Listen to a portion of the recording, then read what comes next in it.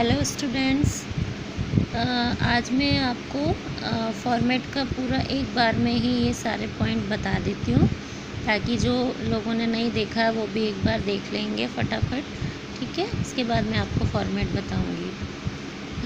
Format unit plan का जो format है उसमें कुछ आपको इन्फॉर्मेशन लिखनी होती है पहले, इसके बाद हम फॉर्मेट जो भी यूनिट प्लान है वो बनाते हैं। सबसे पहले क्लास है, तो क्लास आपको जो भी क्लास के लिए बना रहे हैं उसका नाम आपको यहाँ लिखना है, 8th 9th 10 जो भी आपको बनाना है। सब्जेक्ट आपकी जो मेथड ऑफ टीचिंग है उसमें जो भी एक आपका सब्जेक्ट है उसके लिए आपको बनाना है वो लिखेंगे आप। यूनिट नेम में जो भी आप टॉपिक, जब यूनिट प्लान में आप कुछ भी टॉपिक सोचते हैं उस टॉपिक के जो भी एक दूसरे से रिलेटेड जो टॉपिक होते हैं, है ना, उसी को आप एक यूनिट के अंदर समराइज़ करते हो। तो आपने जो भी टॉपिक लिया उस हिसाब से यूनिट का नाम इसके अंदर आएगा। जैसे आप बीएड सिलेबस में आपके कितने CC1 CC2 में जो भी यूनिट होती हैं 3-4, सबका एक एक नाम होता है ना, यूनिट का नाम। उसी प्रकार आपको भी इसमें यूनिट का नाम देना है। यूनिट का नंबर यहाँ पे 1 आएगा, यूनिट नंबर 1, क्योंकि आप सिर्फ एक ही यूनिट प्लान बना रहे हो। ठीक है, एक ही यूनिट के लिए प्लानिंग कर रहे हो, इसलिए यहाँ पे यूनिट नंबर 1 आएगा, है ना। Number of require period of the unit, आपको कितने पीरियड लगेंगे इस यूनिट प्लान के अंदर, आप उनकी पीरियड्स की सिर्फ संख्या लिखनी है यहाँ पर, है ना। 8 लगेंगे, 10 लगेंगे, 12, 15 कितने लगेंगे वो आपको लिखने हैं। इसके बाद ड्यूरेशन जो है, जो टोटल नंबर ऑफ़ पीरियड हैं उन सब के, जैसे आप 35 मिनट का ले रहे हो, 40 मिनट का आप एक पीरियड ले रहे हो, मान रहे हो ऐसा कि ऐसा होता है पीरियड जो हमारा टाइमिंग है। लेसन प्लान जब हम बनाते तो हम भी इस टाइप से सोचते हैं कि कितने हम मिनट में एक लेसन प्लान बना रहे हैं। तो हर पीरियड का जो भी ड्यूरेशन है आपको उसमें टोटल नंबर ऑफ़ ड्यूरेशन लिखने हैं कि यूनिट प्लान के अंदर हमको टोटल नंबर ऑफ़ पीरियड की ड्यूरेशन कितने लगेगी। ये कुछ घंटों में आएगा तो आप उसको टोटल करके लिख लेना। Number of period require repetition, जब भी आप यूनिट कंप्लीट कर लेते हैं तो उसके बाद कुछ ऐसे टॉपिक होते हैं जो बच्चों को दोबारा से बताने की ज़रूरत होती है। कुछ कठिन चीज़ें रहती हैं तो उनको आपको अगर दोबारा से बताना है, रिपीट करना, तो उसके लिए 1 या 2 क्लास और इसमें लगती है। जो भी आपको रिक्वायर लगे पीरियड, उसमें इसकी संख्या लिखनी है। इसके बाद आपको यूनिट प्लान, जो भी प्लान यूनिट आप कंप्लीट कर लेते हैं कभी, तो उसका इवैल्यूएशन भी होता है। तो जब आप क्लास के अंदर जाते हो, पूरी यूनिट पढ़ा देते हो, उसके बाद एक टेस्ट लेते हो। जब जैसे आपका भी हम लोग टेस्ट लेते हैं ना एक यूनिट कंप्लीट होने के बाद, ऐसे ही यूनिट का इवैल्यूएशन होगा पूरा। जब एक यूनिट कंप्लीट हो जाती है तो उसका इवैल्यूएशन होता है। तो आपको कितने रिक्वायर पीरियड लगेंगे इवैल्यूएशन लेने के लिए? 2 लगेंगे, 3 लगेंगे, जितने भी लगें, 1 लगेंगे, जितने भी लगें आपको उसके संख्या लिखनी है। Number of period require remedial teaching. Remedial teaching मतलब कि जब आपने एवल्यूशन लिया बच्चों का, है ना, आप ये सब चीज़ें एज्यूम कर रहे हो पहले से, है ना, कि यूनिट प्लान हम जब बना रहे हैं तो अगर ऐसा होगा तो हमको कितने पीरियड लगेंगे, अगर हमको एवल्यूशन लेना है, अगर हमको रिमेडियल करना है, मतलब हमको निदानात्मक कक्षा टीचिंग करनी है ना, तो उसके लिए हमको कितने पीरियड लगेंगे।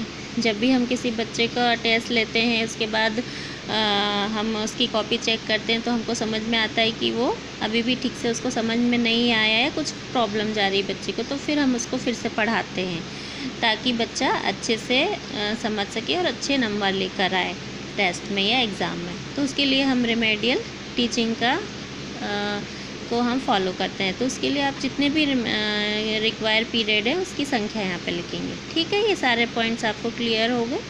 इसके बाद हम आते हैं फॉर्मेट पर।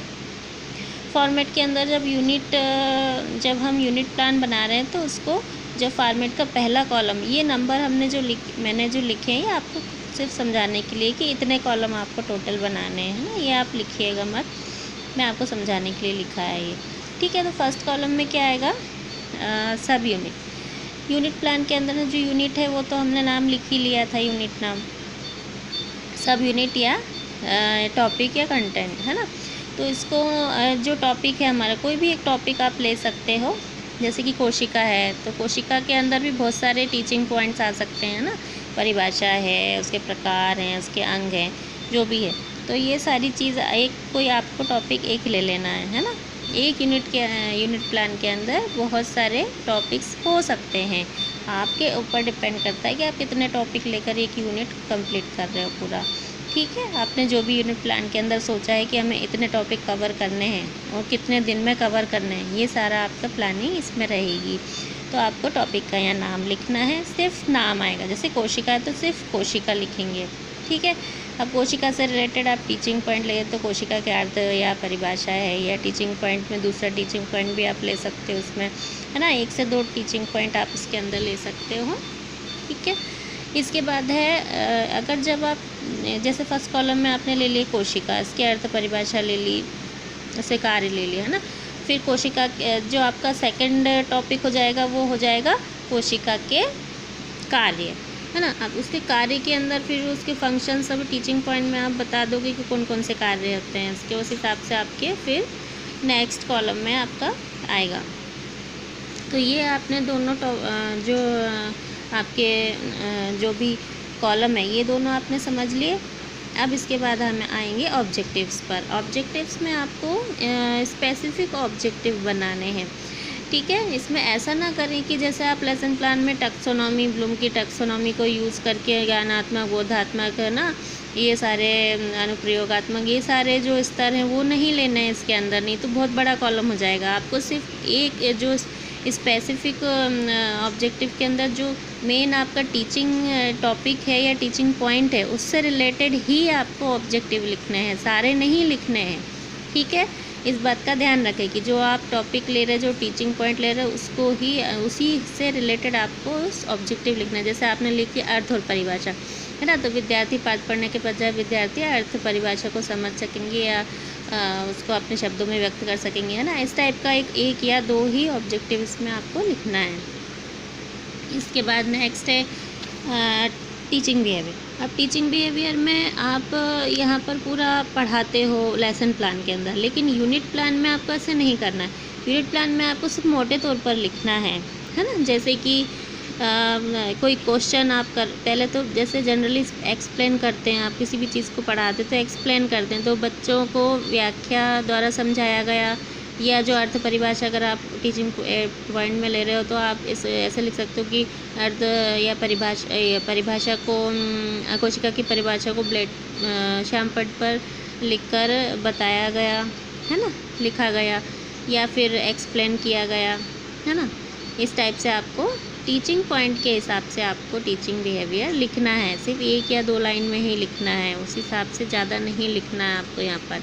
ठीक है, किस प्रकार से आप उसको ले रहे हो उसी प्रकार से, जिस प्रकार टीचिंग, जैसे टीचिंग बिहेवियर में आपके क्वेश्चन भी हो सकते हैं, है ना। कभी कभी आप क्वेश्चन भी पूछते हो ना कि बच्चे ऐसा ऐसा क्यों हुआ, तो बच्चे उसका आंसर भी देते हैं। तो एक क्वेश्चन टाइप में भी आप पूछ रहे हो हाँ कि इस टीचिंग पॉइंट को आपको क्वेश्चन के फॉर्म में पूछना है बच्चों से, तो वो भी आप वहाँ पर लिख सकते हो कि बच्चों से ये प्रश्न पूछा गया, अर्थ और परिभाषा से संबंधित प्रश्न पूछा गया।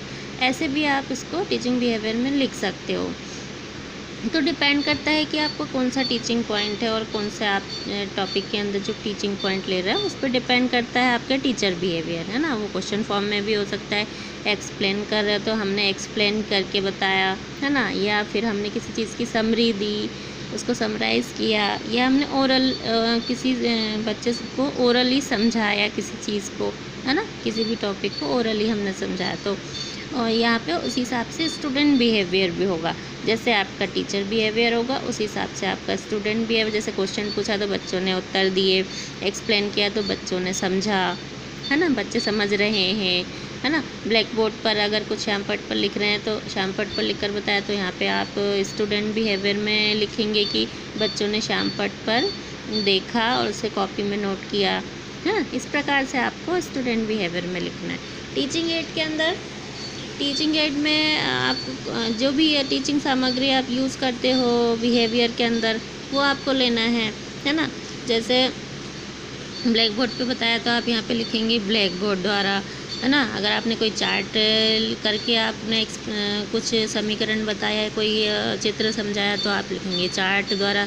इसी प्रकार जो भी आप टीचिंग एड ले रहे हैं वो आपको लेना है ना। ओरल लेना है, ओरल विजुअल एड्स हैं, वो सारी चीज़ें, है ना, जो भी हो आप एड्स में आपके आएंगे वो सब आपको आप लेना।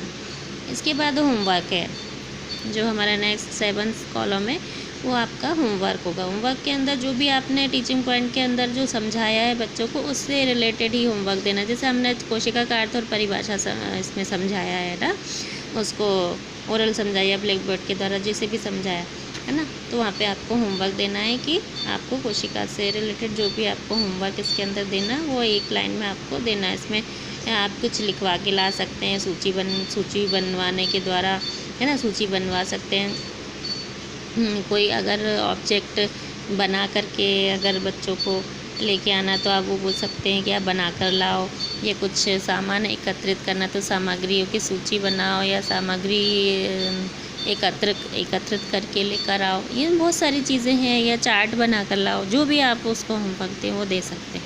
इवेल्युएशन में जो आपको मूल्यांकन रहेगा यूनिट प्लान के अंदर, जब हमने जो ये जो हमारा पॉइंट था कि हम इवेल्युएशन करते हैं यूनिट, पूरी यूनिट का, जब पूरी यूनिट ख़त्म हो जाती है तो ये वाला जो आपका कॉलम है वो इसमें बहुत काम आता है। जब आप पूरा यूनिट प्लान कंप्लीट कर लेते हैं तो उसमें ये जो इवेल्युएशन वाला कॉलम है वो बहुत काम आता है बाद में, कि हम हर एक पॉइंट के लिए कौन सा इवेल्युएशन करेंगे, तो वो आपको बाद में लेसन प्लान में भी बहुत काम आता है। हालांकि लेसन प्लान आप लोगों ने अधिकतर ने बना लिए हैं, लेकिन जब यूनिट प्लान पहले बनता है, लेसन प्लान बाद में बनते हैं, है ना। तो यूनिट प्लान हम जब करते हैं तो उसका लास्ट में इवेल्युएशन करते हैं। अब जैसे हमने कोशिका की अर्थ और परिभाषा समझाई, एक पॉइंट समझा दिया हमने, तो उसके हिसाब से इवेल्युएशन आप कैसे करोगे उसका, है ना। कोशिका की अर्थ परिभाषा का इवेल्युएशन कैसे करेंगे, मूल्यांकन कैसे करेंगे उसका, हम यहाँ पे ऐसे लिख सकते हैं, लिखित द्वारा, मौखिक द्वारा,